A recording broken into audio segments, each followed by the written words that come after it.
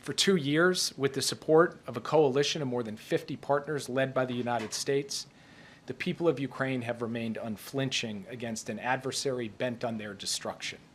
They've retaken more than half the territory that Russia occupied at the start of the conflict.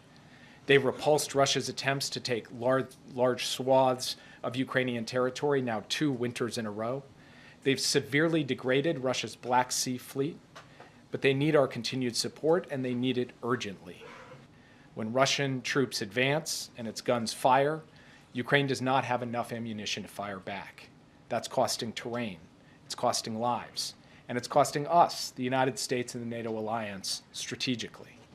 So today, on behalf of President Biden, I'm announcing an emergency package of security assistance of $300 million worth of weapons and equipment to address some of Ukraine's pressing needs. This is possible because of unanticipated cost savings in contracts that DoD negotiated to replace equipment we've already sent to Ukraine through previous drawdowns. When we sent Ukraine weapons last year, we negotiated contracts to replenish those weapons in U.S. stockpiles.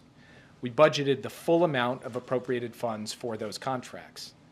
It turns out we negotiated well. Those contracts came in under budget, so we have a modest amount of funding available. This emergency package that we're announcing contains a large tranche of artillery rounds and gimbalers for the HIMARS. It is assistance that Ukraine desperately needs to hold the line against Russian attacks and to push back against the continuing Russian onslaught in the east and in other parts of Ukraine.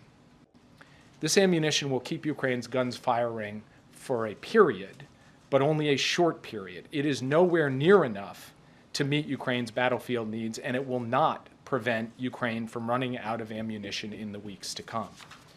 This package does not displace and should not delay the critical need to pass the bipartisan national security bill.